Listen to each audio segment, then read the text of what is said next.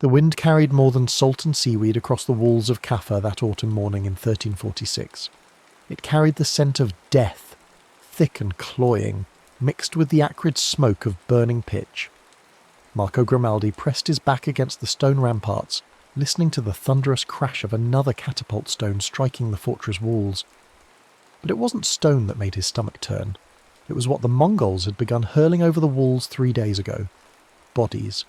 Corpses bloated with disease, their skin mottled black and purple, flying through the air like grotesque birds before smashing into the courtyard below. The first few had been shocking enough, but now they came in waves. Men, women, even children, all bearing the telltale swellings in their necks and armpits that had decimated the Mongol camp outside the walls. "Madre di Dio," whispered Francesco, a young merchant from Marco's trading company. His face had gone ashen as another corpse sailed overhead, landing with a wet thud near the well. "They're using their own dead as weapons," Marco spat into the dust. He'd been trading along the Silk Road for 20 years, had seen plague sweep through cities before, but never like this, never weaponized. The irony wasn't lost on him. The very disease that was destroying the Mongol siege was now being gifted to the defenders of Kaffa. The Khan's forces were dying so quickly they could barely maintain their blockade, yet in their desperation they had found a way to share their misery. "We need to leave," Marco said, watching as several Genoese soldiers used long poles to push the latest corpse toward a growing pile near the eastern wall. "Tonight, while they're still dying out there faster than they can organise an assault." Francesco nodded eagerly. "The Santa Lucia is still seaworthy. Captain Benedetto says he can have her ready within hours." But as Marco gazed out at the Mongol camp, he could see the truth that Francesco couldn't, or wouldn't. The bodies being hurled over their walls weren't random casualties of war. They were selected, chosen for the particular darkness that had consumed them. The same darkness that he could already see creeping through Kaffa's streets in the glazed eyes of the dock workers and the fevered whispers of the guards. By nightfall, they were loading the last of their goods onto the Santa Lucia. The ship's hold was crammed with silk, spices and precious metals, a fortune that would make them wealthy beyond measure if they could reach Genoa. But tucked between the cargo crates and coiled in the ship's ropes were passengers they hadn't invited. Black rats, their fur matted and eyes bright with hunger, and nestled in their coarse hair, tiny fleas gorged with infected blood. As the ship pulled away from Kaffa's harbour, under cover of darkness, Marco stood at the stern watching the city's torches grow smaller. He didn't know he was looking at the last lights of the old world. Behind him, in the hold, something small and dark scurried between the grain sacks, carrying within its blood a transformation that would reshape the very foundations of civilization. The journey from Kaffa to Constantinople took 12 days. By the 3rd day, the ship's cook was dead. By the 7th, they had lost 6 more crew members. Captain Benedetto, a weathered man who had sailed these waters for 30 years, had never seen anything like it. Men would wake seemingly healthy, complain of headache and chills by midday, and be dead before the next dawn. The swellings appeared overnight, hard, painful lumps in the neck, armpits, and groin that grew to the size of oranges. The fever that followed was merciless, driving men to delirium before the mysterious black spots appeared on their skin like some internal darkness bleeding through. "It's God's punishment," whispered Pietro the sailmender, crossing himself as they wrapped another body in canvas. "We've angered the Almighty with our greed, sailing from that cursed place."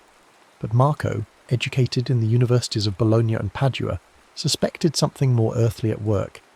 He had noticed the rats, how their population seemed to fluctuate in inverse proportion to the crew's health. When the rats died in great numbers, the sickness followed among the men. Yet none of the learned treatises he had studied, none of the medical wisdom of Galen or Avicenna, had prepared him for this. By the time they reached Constantinople, only 8 of the original crew of 23 remained alive. The harbour master took one look at their ship and ordered it quarantined, but not before several rats had already scurried down the mooring lines onto the docks. Marco watched from the ship's rail as the creatures disappeared into the maze of warehouses and market stalls that lined the Golden Horn. He felt like a man who had accidentally knocked over the first stone of an avalanche. 3 days later, the first dock worker in Constantinople began complaining of headaches. From Constantinople, the plague spread like spilled ink across parchment. Other Genoese vessels, some carrying survivors from Caffa, others picking up the infection in contaminated ports, sailed westward toward home. The Santa Lucia itself, after losing half its remaining crew in Constantinople, limped towards Sicily with its deadly cargo intact. It was late October when the ship reached Messina. The harbour was busy with merchant vessels from across the Mediterranean, Venetian galleys heavy with Egyptian cotton, Catalan ships carrying Spanish wool, and Arab dhows loaded with African gold. It was the kind of thriving commercial hub that had made the Mediterranean the highway of medieval prosperity. Within weeks, it would become the gateway of apocalypse. Father Alessandro Toretti stood on the wharf as the Santa Lucia approached, his brown Franciscan robes whipping in the autumn wind. Something about the ship troubled him, the way it moved too slowly, as if fighting against more than just wind and current. As it drew closer, he could see why. Bodies lay on the deck, and the few men still moving seemed to do so with the painful deliberation of the gravely ill. "Holy Mother of God," he breathed, making the sign of the cross. "What ship is this?" "Genoese by her flags," answered Captain Torino, the harbour master. "But I've never seen one come in like this. Look at the crew, half dead by appearances." The ship's gangplank came down with a crash, and Marco Grimaldi, now gaunt and fever-eyed but still alive, stumbled onto the dock. Behind him came the surviving crewmen, 3 men who looked more like walking corpses than sailors, and in the ship's hold, unseen by the gathering crowd of port officials and curious merchants, dozens of rats began their exodus onto Sicilian soil. "We come from Caffa," Marco gasped, his voice hoarse. "The plague. It follows us like a curse. We've lost nearly everyone." Father Alessandro stepped forward, his pastoral instincts overriding his fear. "My son, you need rest and healing. The Lord's mercy? The Lord's mercy?" Marco laughed bitterly. "I've seen enough of God's mercy to last eternity, priest. This isn't divine justice. It's something far worse. It's hungry." The harbour master faced a dilemma that would be repeated in ports across Europe over the coming months. The ship clearly carried disease, but it also carried goods worth a fortune. The merchants of Messina had contracts to fulfil, debts to pay, families to feed. Commerce was the lifeblood of their city. How could they turn away a single vessel, especially when the nature of the sickness was still unclear? "We'll unload the cargo," Captain Torino decided, "but the crew stays aboard until we're certain they pose no threat." It was already too late.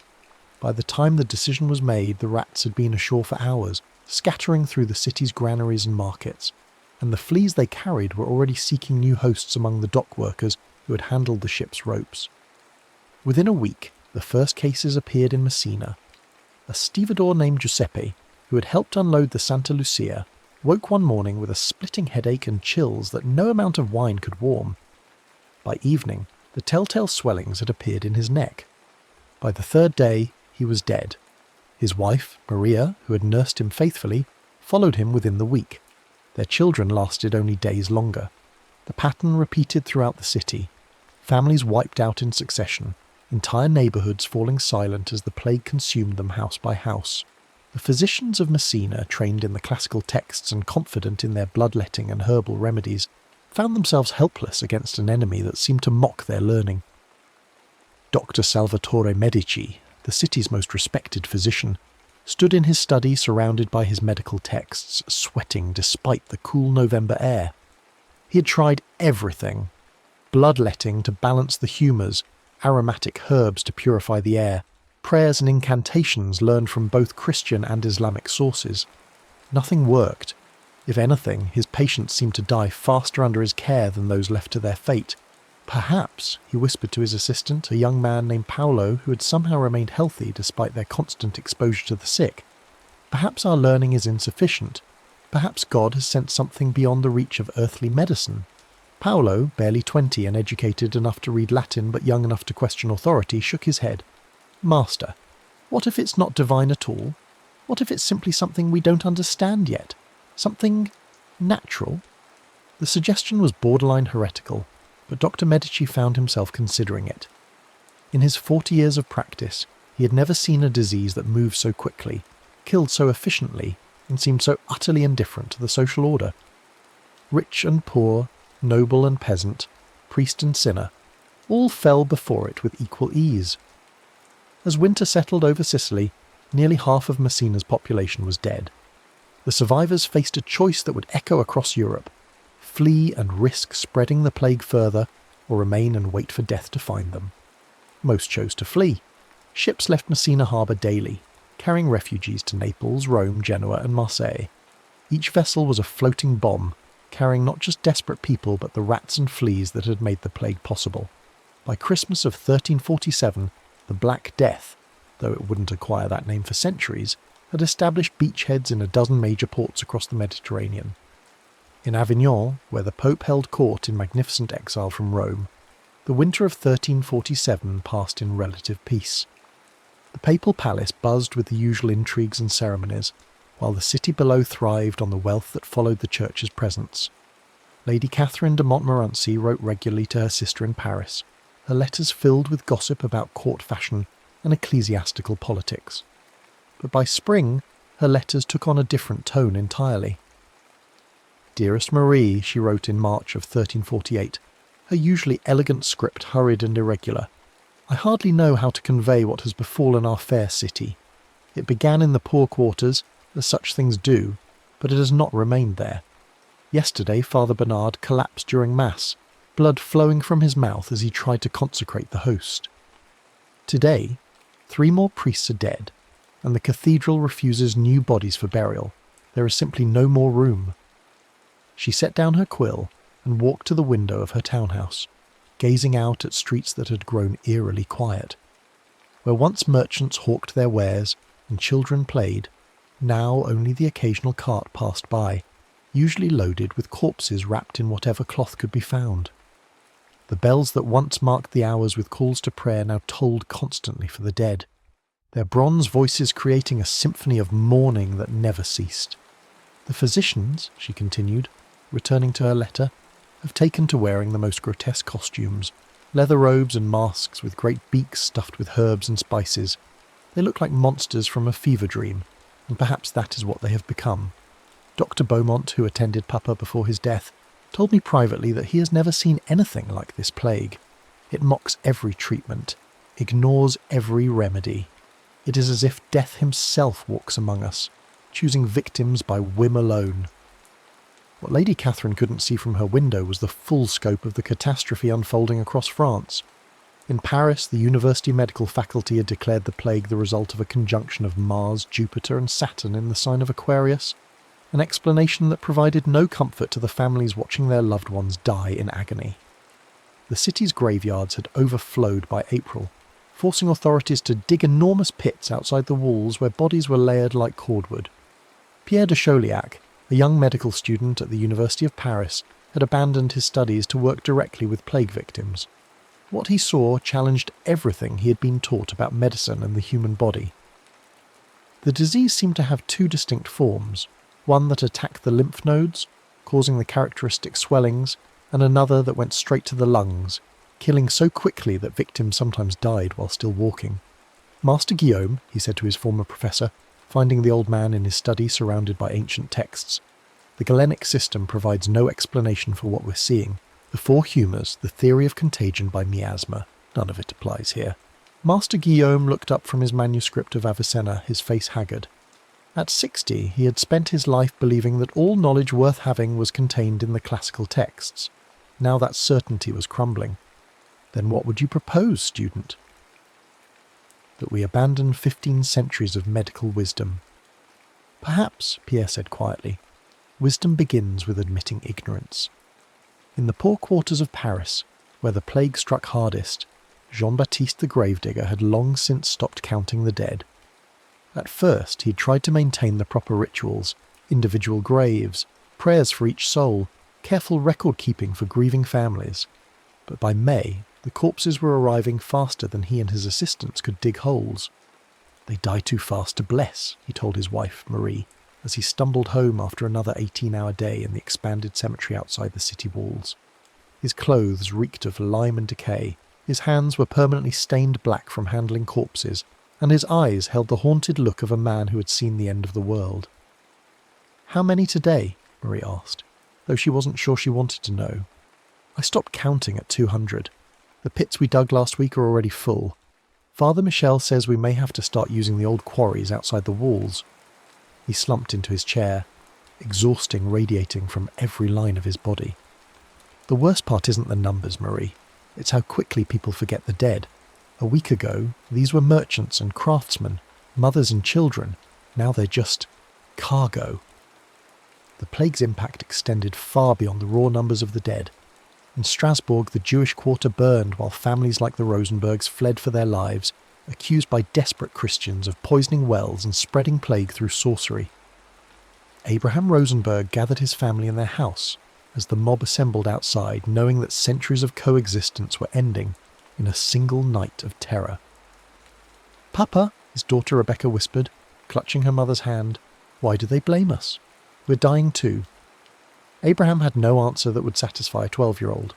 How could he explain that people in pain needed someone to blame, that fear made neighbours into enemies, that the same plague consuming Christian and Jew alike had somehow become a Jewish conspiracy in the minds of the terrified? The accusation was absurd. Jews were dying at the same rate as everyone else, but logic had no place in a world gone mad. The family escaped Strasbourg that night, joining the stream of Jewish refugees fleeing across Central Europe. Behind them, their synagogue burned, along with centuries of scholarship and community. The plague was killing more than bodies. It was murdering the very fabric of medieval society. By summer, the pattern was established across Europe. The plague moved along trade routes and rivers, striking cities first, then radiating outward to the countryside. It showed no respect for social hierarchy. Kings and peasants died with equal ease. In Florence, Boccaccio would later write that parents abandoned dying children, and children fled from dying parents, as natural affection dissolved in the face of absolute terror. The Church, which had provided stability and meaning for 1,000 years, found its authority crumbling. Priests died so quickly that there weren't enough survivors to perform last rites. Monasteries that had preserved learning since the fall of Rome fell silent as their brothers perished. Pope Clement VI, desperately trying to maintain some semblance of divine order, finally consecrated the Rhone River itself, allowing bodies to be thrown into its waters when the graveyards overflowed. The economic system that had sustained medieval Europe began to collapse. With a third of the population dead or dying, there weren't enough workers to bring in harvests, enough craftsmen to maintain trades, enough merchants to sustain commerce.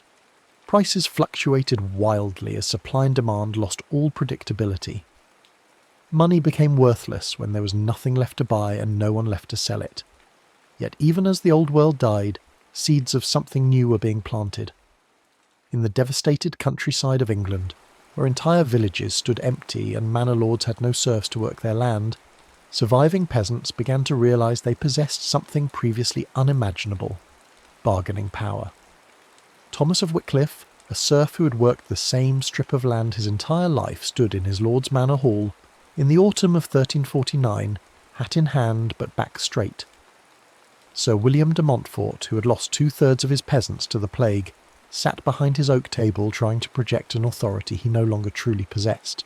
"I'll need twice the wages," Thomas said simply, "and Sundays free for my own work." "You forget yourself, serf," Sir William replied, but his voice lacked conviction. "You are bound to this land by law and custom." "Begging your pardon, my lord, but law and custom are dead in the fields along with everything else. You need workers, and there aren't enough of us left to work for the old terms." Thomas's voice was respectful but firm. "The manor across the valley is offering 3 times what you pay plus a cottage of my own." Sir William stared at the peasant, realising he was witnessing the death of feudalism. The plague had accomplished what centuries of peasant revolts had failed to achieve. It had made ordinary labourers indispensable. The ancient bonds of serfdom were dissolving not through revolution but through simple economics. There were too few workers left to maintain the old system of obligation and service. "Very well," Sir William said finally, "but I want your oath that you'll remain through the harvest." Thomas nodded, understanding that both men were improvising the rules of a new world. Behind him, outside the manor walls, fields stretched empty toward the horizon, dotted with the ruins of abandoned villages and the graves of a vanished way of life. In the monasteries that still functioned, a different kind of crisis was unfolding. Brother Francis of Assisi, named for the saint, though he possessed none of his namesake's cheerful faith, knelt before the altar of his monastery church. struggling with questions that threatened the foundation of his beliefs. Around him, the abbey that had housed 200 brothers now sheltered fewer than 30. The library, once the pride of their order, stood largely empty, as the monks who had copied and preserved manuscripts for generations lay buried in the cloister cemetery. "Why," he whispered to the crucifix above the altar, "why have you abandoned your faithful servants? Why do the innocent suffer while—" He couldn't finish the thought. While what?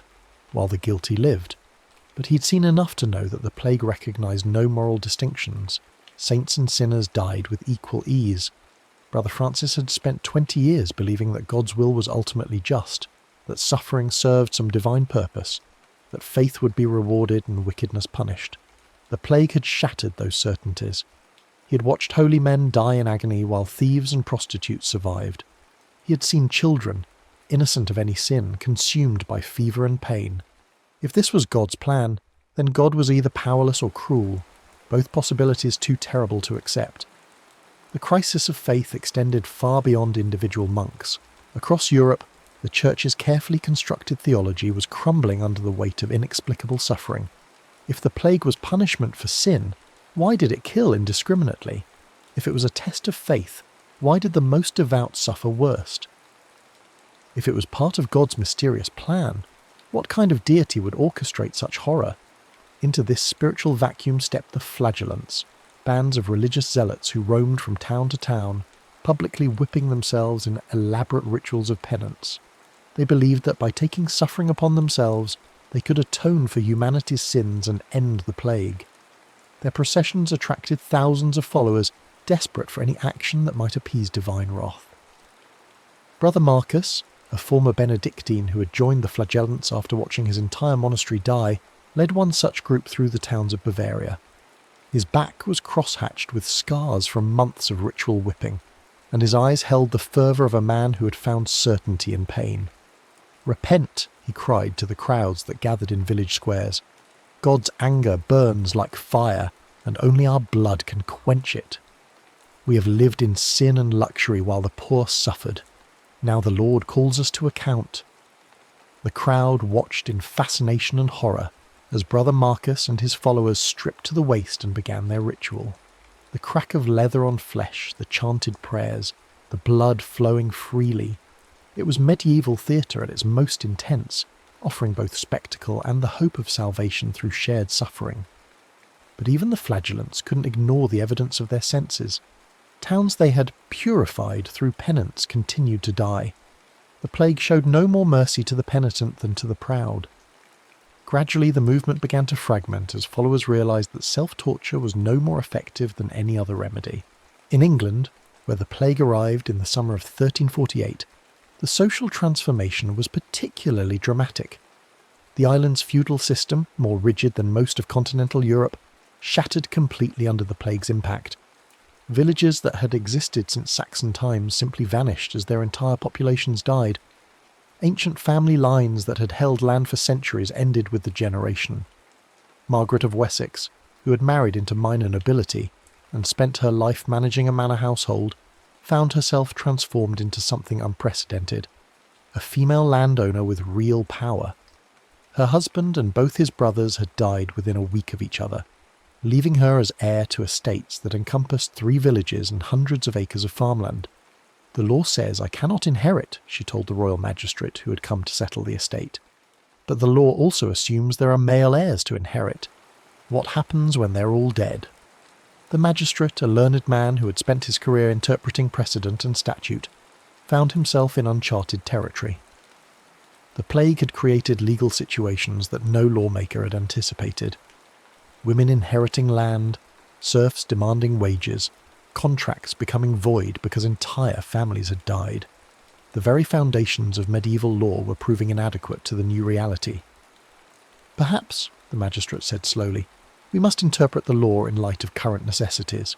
If you are willing to fulfill the feudal obligations, to provide knights for the king's service, to maintain order on your lands, then perhaps inheritance is possible."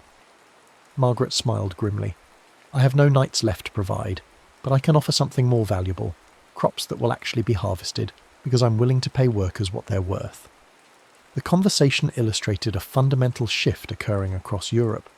The plague hadn't just killed people, it had killed the assumptions that governed medieval life.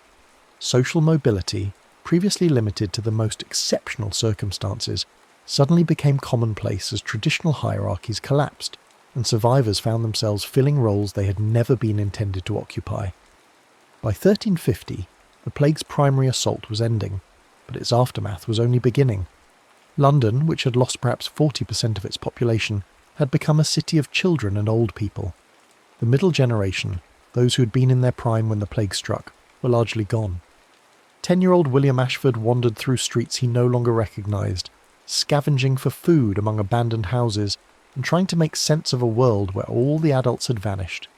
His parents had died in the summer of 1349, along with his 2 older brothers and his baby sister. For months he had survived by joining loose confederations of orphaned children, moving from house to house, taking what they needed from the dead. It was a life that would have been unimaginable before the plague, children roaming freely through a great city, with no adult authority to constrain them. "There's bread in the baker's house on Milk Street," announced Sarah, a girl of perhaps 12 who had become the informal leader of their group, "and the door's still barred so no one else has been there." The children had developed their own ethics for survival. They took food from the dead but left valuables untouched. They avoided houses where bodies still lay unburied, understanding instinctively that decay brought danger. They shared everything equally and looked out for the youngest and weakest, creating a primitive but effective social order in the ruins of the old. William had learned to read by studying the books left behind in prosperous houses, though many of the concepts they contained, feudal obligation, religious doctrine, commercial law, belonged to a world that no longer existed. He was growing up to be something new, a child of the plague, raised without traditional authority, educated by necessity rather than design, forced to create meaning in a landscape of loss. The economic disruption caused by population collapse created opportunities as much as hardships. In the merchant quarters of Venice, Florence, and Genoa, surviving traders and craftsmen found themselves facing unprecedented demand for their services. The old guild system, which had carefully controlled production and maintained stable prices, simply couldn't function when half the guild members were dead. Antonio Vespucci, a wool merchant in Florence, sat in his office reviewing accounts that told the story of a world transformed. Before the plague, his family's business had been prosperous but predictable. Steady demand, stable prices, established relationships with suppliers and customers that stretched back generations.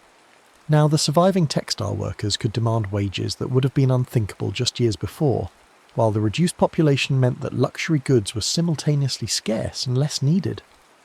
"We're rich and poor at the same time," he told his son, one of the few young men to survive in their family. "Rich because we control resources that others need desperately. Poor because the world we knew how to navigate no longer exists." The plague had accelerated economic changes that might otherwise have taken centuries to develop. The careful balance between land, labour and capital that had sustained medieval prosperity was destroyed overnight. In its place, a new economy was emerging, one based more on individual initiative and less on traditional obligation, more on cash payment and less on feudal service, more on innovation and less on inherited privilege. Banking families like the Medici and Florence found themselves ideally positioned to profit from the chaos. With traditional economic relationships disrupted and new ones forming rapidly, there was enormous demand for financial services. The plague had killed many creditors and debtors alike, creating both opportunities for debt forgiveness and demand for new lending. It had concentrated wealth in the hands of survivors while creating new markets for goods and services. Yet the economic transformation came at a terrible human cost. In the countryside, where population loss was often even more severe than in cities, entire regions reverted to wilderness. Farmland that had been cultivated for centuries grew wild as villages emptied and manor houses fell silent. The careful agricultural systems that had sustained Europe's population growth during the High Middle Ages simply collapsed in many areas. Brother Thomas, one of the few surviving monks at the Abbey of Saint-Denis, spent his days walking through abandoned villages, trying to document what had been lost. His Latin chronicles, written by candlelight in a nearly empty monastery, preserved the memory of communities that had vanished completely. "The village of Petit Moulin, which in my youth housed 40 families, now stands empty," he wrote. "The church roof has fallen in, and wolves den in the nave where children once received communion. Of all the souls who lived there, none remained save old Marguerite, who refuses to leave her cottage though it stands alone in the wilderness. These chronicles, penned by surviving clergy across Europe, became some of the most important historical documents of the age. The monks wrote not just about death and destruction, but about the transformation they witnessed, how survivors adapted, how new communities formed, how the very concept of authority changed when traditional leaders were gone. Brother Thomas documented the rise of what he called new men, peasants who had become landowners, women who had taken over trades, children who had been forced to become adults overnight. He wrote about the breakdown of Latin as the universal language of learning, as local vernaculars became more important for practical communication. He recorded the decline of monasticism as a social institution, as young men chose marriage and trades over religious vows. Most importantly, he chronicled the birth of a new kind of skepticism. The plague had demonstrated that traditional authorities, religious, medical, and political, were powerless against forces they didn't understand. This realization was creating a generation that questioned everything, that demanded practical results rather than theoretical explanations, that valued what worked over what was traditionally accepted. The young men who survived, Brother Thomas wrote, no longer accept that suffering is God's will, or that knowledge comes only from ancient books. They ask why about everything, and when we cannot answer, they seek their own explanations. I fear we are witnessing the end of faith itself, though perhaps what dies is not faith, but only faith in earthly authority. The cultural impact of the plague was perhaps as profound as its demographic and economic effects. In the visual arts, the cheerful religious themes of the High Middle Ages gave way to an obsession with mortality. Artists began painting danse macabre scenes showing death-leading representatives of every social class, pope and peasant, king and beggar, in an eternal dance. The message was clear: death was the great equalizer, and earthly distinctions meant nothing in the face of the grave.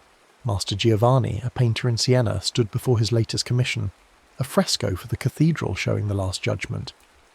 But where earlier artists had emphasized salvation and divine mercy, his work focused on the physical reality of death and decay. Skeletons danced through his painted scenes, and even his angels seemed touched by melancholy. People want to see death represented honestly now, he explained to his apprentice, mixing pigments for another skull. Before the plague, we could pretend that death was distant, abstract, something that happened to others. Now everyone has seen bodies in the streets, has smelled decay, has watched loved ones die in agony. Art that ignores that reality seems like a pleasant lie. The apprentice, barely 16 but already a survivor of plague, nodded understanding. Master, will people ever want beauty again? Will they ever commission scenes of joy and celebration? Master Giovanni paused in his work, considering the question. Perhaps, but joy will mean something different now. It will be the joy of survivors, deeper and more precious because it exists in the shadow of loss, and celebration will be more intense because we know how quickly it can end. Literature too was transformed by the plague experience. Writers like Boccaccio in Italy and Langland in England began creating works that dealt directly with social upheaval and moral crisis. The old epic traditions, stories of noble knights and courtly love, seemed irrelevant to people who had watched civilization collapse and rebuild itself. New literary forms emerged, dark comedies that mocked pretension, religious allegories that emphasized human frailty, secular stories that found meaning in earthly rather than heavenly concerns. By 1351, as the plague's initial assault finally ended, Europe faced the challenge of reconstruction. But this was not simply a matter of rebuilding what had been destroyed. Too much had changed for that to be possible. Instead, survivors had to create new institutions, new relationships, new ways of understanding their world.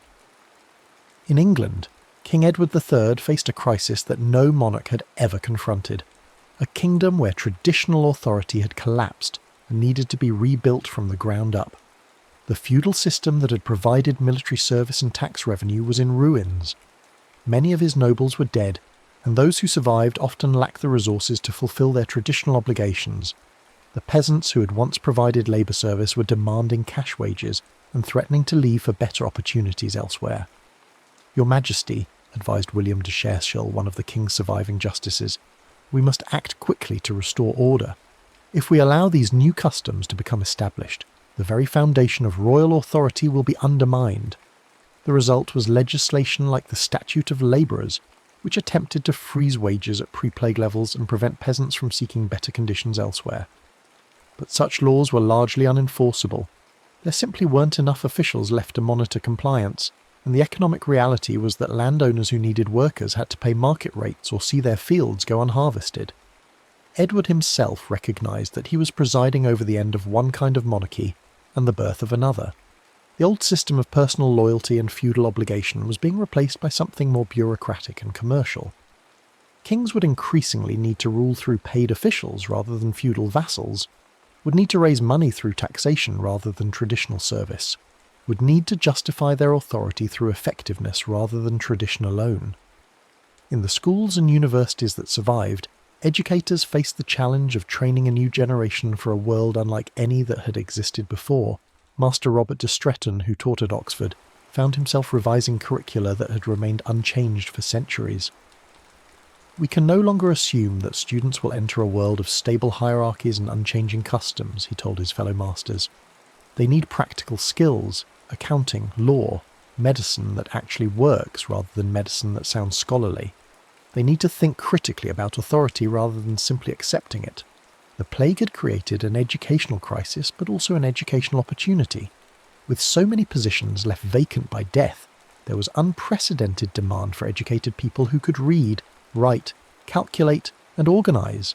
Social mobility through education, previously limited to the most exceptional cases, suddenly became common as bright young people from humble backgrounds found themselves elevated to positions of responsibility.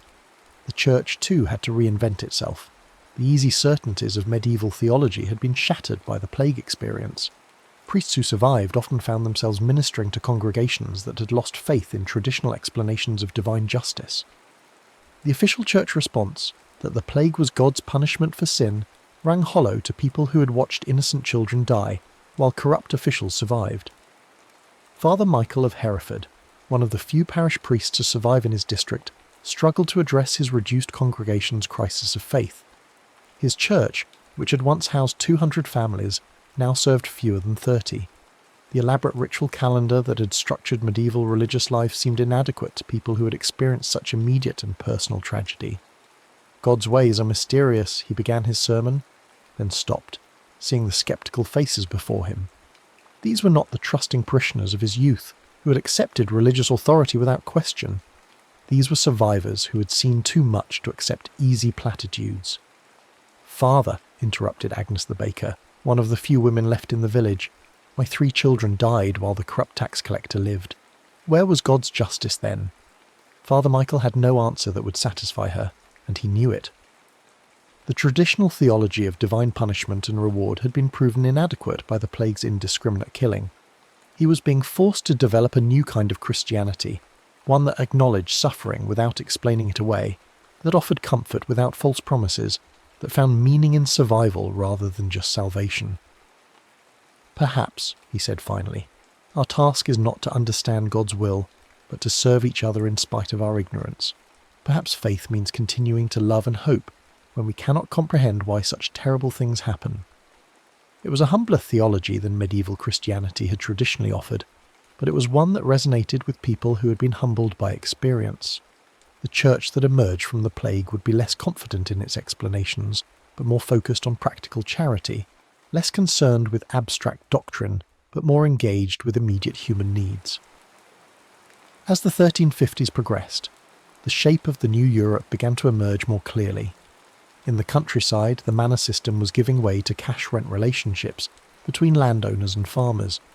Many serfs had simply walked away from their traditional obligations, knowing that labour shortages made them too valuable to pursue. Others had negotiated formal freedom in exchange for guaranteed service during critical seasons like harvest. Alice Carpenter, who had been bound to Lord Geoffrey's manor since birth, found herself signing a written contract that would have been unthinkable before the plague. She would pay 12 shillings per year for her cottage and garden plot, work 30 days during harvest season for agreed wages, and otherwise be free to pursue her own livelihood. It was the birth of a new kind of rural economy, based on mutual benefit rather than inherited obligation. "My grandmother would not recognise this world," she told her daughter as they walked home from the manor house. "In her time, A serf's word was nothing against a lord's command. Now Lord Geoffrey negotiates with us as if we were equals. Her daughter, born just after the plague, had no memory of the old system. To her, it seemed natural that workers should be paid for their labour, that families should be able to move if they found better opportunities elsewhere, that respect should be earned rather than commanded by birth. She was growing up to be a different kind of person than her ancestors, more independent, more questioning, more confident in her own worth. In the cities, the breakdown of guild restrictions had accelerated technological and commercial innovation. With traditional apprenticeship systems disrupted and demand for goods exceeding the capacity of established craftsmen, entrepreneurs began experimenting with new methods of production and organisation.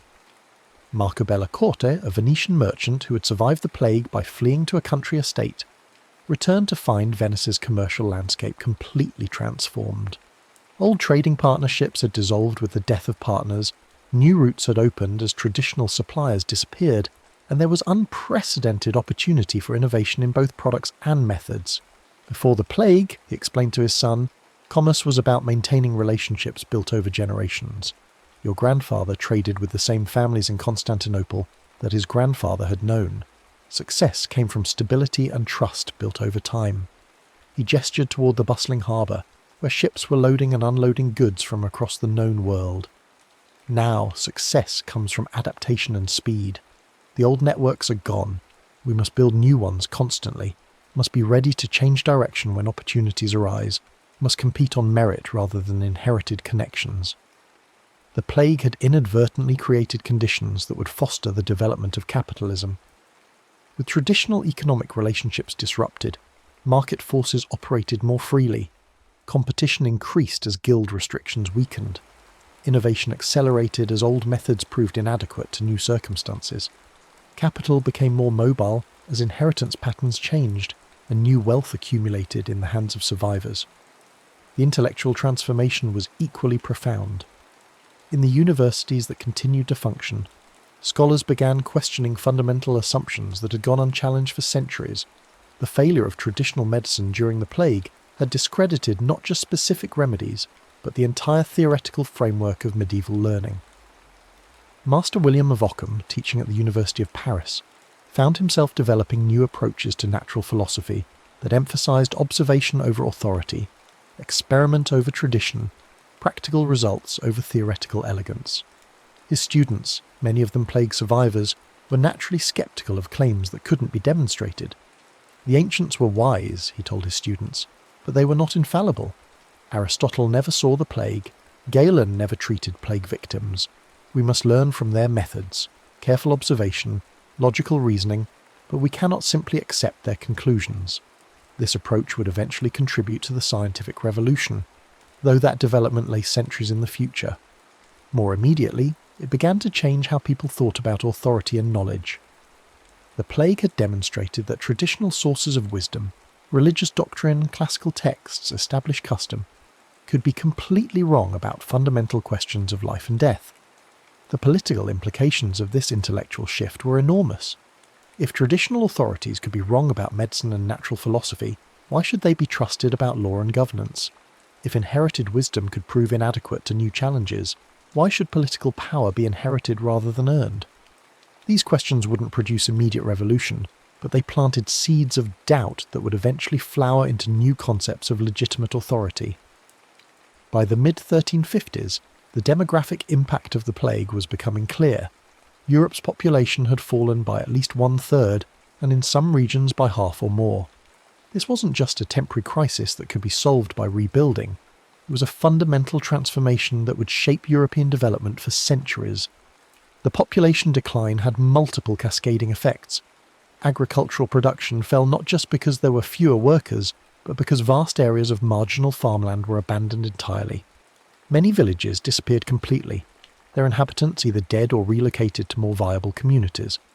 The carefully balanced agricultural systems that had sustained medieval population growth simply collapsed in many regions. Yet the survivors often lived better than their ancestors had. With more land available per person and higher wages due to labour shortages, many peasant families achieved standards of living that would have been impossible before the plague. They ate meat more regularly, lived in larger houses, owned more possessions, and had greater personal freedom than previous generations had ever known. Brother Francis, still struggling with questions of faith in his depleted monastery, observed this paradox with troubled fascination. "The world has become emptier, but also richer," he wrote in his journal. "Those who remain have inherited the wealth of the dead, yet they seem haunted by their good fortune. They live better than kings once did, but they know that their prosperity is built on graves." The psychological impact of survival in such circumstances was profound and lasting. Plague survivors lived with a constant awareness of mortality that shaped every aspect of their experience. They celebrated more intensely because they knew how quickly joy could end. They loved more desperately because they had learned how easily the beloved could be lost. They planned more carefully because they understood how quickly circumstances could change. This survivor mentality began to influence European culture in ways that would persist for generations. Art became more realistic and emotionally intense. Literature focused more on individual psychology and less on abstract ideals. Music developed new forms that expressed complex emotional states. Philosophy shifted from grand systematic thinking toward more modest, practical concerns. The plague had also accelerated the decline of Latin as the universal language of educated Europeans. With so many clerics dead and fewer people receiving formal education, vernacular languages became more important for practical communication. This linguistic shift contributed to the development of national literatures and the gradual weakening of the international church's cultural dominance. In England, Geoffrey Chaucer was beginning to write poetry in English that rivaled anything previously composed in Latin or French. His Canterbury Tales, conceived partly as entertainment for plague survivors, celebrated the full range of human experience, sacred and secular, noble and common, tragic and comic. It was literature for a world where all social distinctions had been revealed as temporary, and where every individual story had gained new significance. The plague's impact on women deserves special attention, as it created unprecedented opportunities for female authority and independence. With so many men dead, women found themselves inheriting property, running businesses, and making decisions that had previously been reserved for males. These changes wouldn't immediately transform gender relations, but they established precedents that would prove important in later centuries. Margaret Kemp, a merchant's wife in King's Lynn, discovered after her husband's death that she had a talent for international trade. Before the plague, such activity would have been impossible for a woman of her background. But with traditional commercial networks disrupted and desperate need for entrepreneurial skill, she was able to build a trading business that stretched from England to the Baltic. "I never intended to become a merchant," she later wrote, "but necessity makes revolutionaries of us all. When the choice is between starving properly as a dependent widow or prospering improperly as an independent trader, the decision becomes clear." Her success was replicated by women across Europe who found themselves thrust into roles of responsibility by circumstance. Some managed estates, others continued their husbands' crafts. Still others developed entirely new enterprises. While legal restrictions on female property ownership remained, practical necessity often overrode theoretical limitations. The plague had also transformed European relationships with the rest of the world.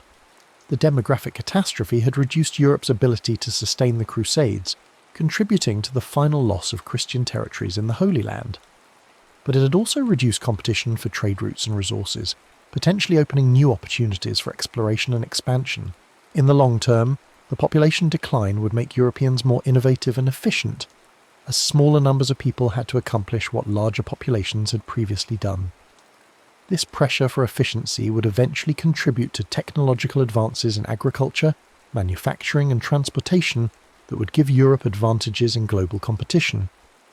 By 1360, a full decade after the plague's initial assault, the outlines of the new Europe were becoming clear. It was a smaller, emptier continent, but also a more dynamic one. Traditional hierarchies had been shattered and rebuilt on more fluid foundations. Authority had to be earned rather than inherited. Innovation was valued over tradition. Individual initiative mattered more than collective conformity. The changes weren't uniformly positive. The breakdown of traditional community structures had left many people isolated and rootless. The questioning of authority had produced not just beneficial skepticism, but also cynicism that made cooperation more difficult. The emphasis on individual success had weakened bonds of mutual obligation that had provided security for the vulnerable. Yet for all its costs, The transformation had liberated human potential in unprecedented ways. The plague had accidentally created conditions that would eventually produce the Renaissance, the Reformation, the scientific revolution, and the emergence of modern democratic and capitalist institutions. It had forced Europeans to question everything, to innovate constantly, to adapt continuously to changing circumstances. Master Johannes, an elderly scholar who had survived both the plague and the intellectual upheaval that followed, reflected on the transformation as he prepared his final lectures. His university had been decimated. Of 40 masters who had taught there before the plague, only 7 remained. Yet the surviving institution was more vital and innovative than its predecessor had ever been. "We have lost much," he told his students, most of them young people who had grown up in the plague's aftermath. "Libraries burned, traditions broken, accumulated wisdom scattered to the winds. Yet perhaps something precious has been born from this destruction. You think for yourselves in ways that my generation never did. You question what we accepted without examination. You seek practical truth rather than comfortable theory." He paused, looking out at faces that bore the particular intensity of survival. "The world your children inherit will be stranger and more challenging than anything we can imagine. But you are better prepared for strangeness than any generation before you. You have learned that everything can change, that nothing is permanent, that adaptation is the price of survival.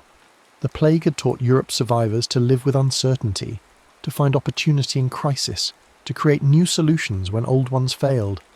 These lessons would serve them well in the centuries to come, as Europeans encountered new worlds, developed new technologies, and faced new challenges that would have overwhelmed more rigid societies. As the 1360s began, the transformation was largely complete. Medieval Europe, the world of fixed hierarchies, unchanging customs, and unquestioned authorities, was gone forever. In its place stood something unprecedented, a civilization that had learned to thrive on change, to find strength in diversity, to discover opportunity in destruction. The Black Death had killed 1/3 of Europe's population, but it had also killed the medieval world's limitations. From the ashes of that catastrophe, the modern world was beginning to emerge. The survivors who walked through the emptied landscapes of the 1360s were no longer medieval people. They were something new, carrying within themselves the seeds of transformations that would eventually reshape not just Europe but the entire world. The plague's legacy would prove more enduring than its mortality. Long after the last victim had been buried and the last empty village had been reclaimed by forest, the changes it had wrought in human consciousness would continue to drive European development. The survivors had learned that the impossible could happen, that the unthinkable could become routine, that the world could be remade in a single generation. They passed this knowledge to their children, who grew up expecting change rather than stability, innovation rather than tradition, opportunity rather than obligation. And so the Black Death, which had seemed like the end of the world, became instead the beginning of a new one, more uncertain perhaps, but also more full of possibility than any that had come before.